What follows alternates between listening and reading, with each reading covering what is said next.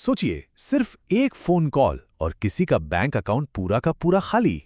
जी हां, ये कोई डरावनी कहानी नहीं है, बल्कि एक बिल्कुल नया और बहुत ही शातिर स्कैम है। चलिए आज इसी पर बात करते हैं। 18,48,000 रुपए। यकीन होता है? इतनी बड़ी रकम एक झटके में गायब। सवाल यह है कि आखिर हुआ कैसे? हाँ, बस एक फोन कॉल और इतनी बड़ी रकम चोरी हो गई। पर कैसे? आखिर हुआ क्या था? आइए इस पूरी डिजिटल चोरी की एक एक परत खोलकर देखते हैं। तो बात है 29 अगस्त की। शिवानी शर्मा के लिए ये एक बिल्कुल नॉर्मल दिन था। सब कुछ ठीक चल रहा था और तभी उनके फोन पर एक अनजान नंबर से कॉल आती है। और बस यहीं से स्कैमर्स का पूरा खेल शुरू हो जाता है।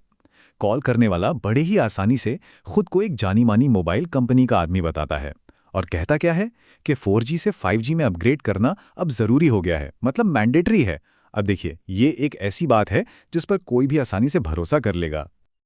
और फिर आता है वो मोमेंट जब जाल बिछाया जाता है। कॉलर कहता है कि इस अपग्रेड को पूरा करने के लिए बस एक OTP बताना होगा जो उनके फोन पर आया है। अब शिवानी को तो यही लगा कि ये प्रोसेस का ही एक हिस्सा होगा, पर असल में वो अनजाने में अपने फोन का पूरा कंट्रोल किसी और को सौंप रही थीं।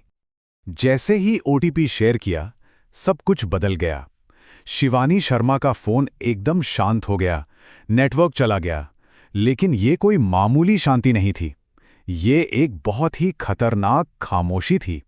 असल में उनके अपने ही नंबर से उनका कंट्रोल पूरी तरह खत्म हो चुका था और उन्हें इस बात की भनक तक नहीं थी। अब जरा इस टाइमलाइन पर नजर डालिए, इससे समझ आएगा कि ये अपराधी कितनी तेजी से काम कर रहे थे। 29 अगस्त को कॉल आई और OTP शेयर हुआ, 30 को सिप बंद हो गया और पैसे निकलने शुरू हो गए। 31 को शिवानी ऑफिस के चक्कर लगा रही हैं और उधर स्कैमर्स पैसा निकाल रहे हैं। देखिए, 2 सितंबर को आखिरी बार पैसा निकाला गया और फिर 8 सितंबर को जाके पुलिस कंप्लेंट हुई। मतलब सोचिए, एक तरफ वो अपना सिम ठीक कराने की कोशिश कर रही हैं और दूसरी तरफ उनके अकाउंट से लाखों रुपए खाली हो रहे हैं। तो चलिए, कहानी तो हमने समझ ली। अब जरा ये देखते हैं कि ये पूरी धोखाधड़ी आखिर टेक्निकली काम कैसे करती है। तो ये सब eSIM की वजह से हुआ। पर ये eSIM है क्या चीज़? देखिए, बहुत आसान भाषा में समझें तो ये एक डिजिटल सिम है। मतलब इसे फ़ोन में डालने के लिए किसी प्लास्टिक कार्ड की ज़रूरत नहीं होती, ये फ़ोन के अंदर ही होता है। और यही सुविधा, जैसा कि इन स्कैमर्स ने दिखाया, इसे खतरनाक भी बना सकती है। तो ये पूरा कंट्रोल ट्रांसफर कैसे हुआ? बस 3 सिंपल स्टेप्स में।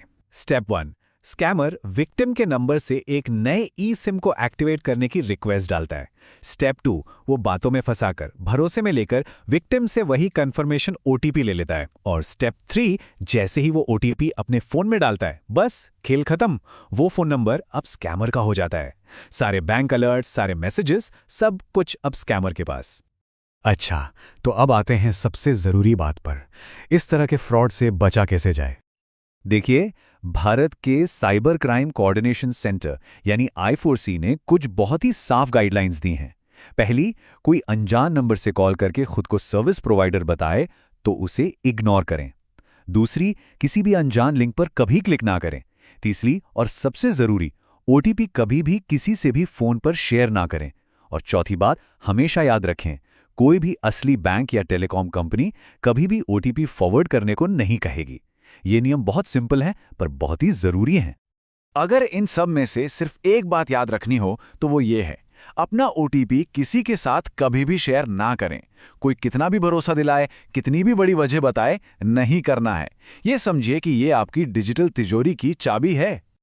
चलिए अब जरा इस पूरे मुद्दे को एक बड़े नजरिए से देखते हैं और ये समझते हैं कि आखिर इसकी जिम्मेदारी किसकी है। देखिए, टेक्नोलॉजी हमेशा एक दोधारी तलवार की तरह होती है। एक तरफ तो eSIM जैसी चीजें हमारी जिंदगी को कितना आसान बना देती हैं, है ना? लेकिन सिक्के का दूसरा पहलू भी है।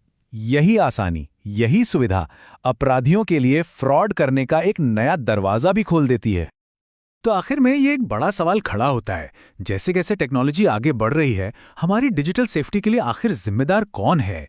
क्या ये कंपनियों का काम है कि वो और मजबूत सिस्टम बनाएं, या फिर रेगुलेटर्स का कि वो कड़े नियम लेकर आएं, या फिर आखिरी जिम्मेदारी हम लोगों की ही है कि हम और ज्यादा सावधान रहें? इस पर सोचना वाकई बहुत जरूरी है।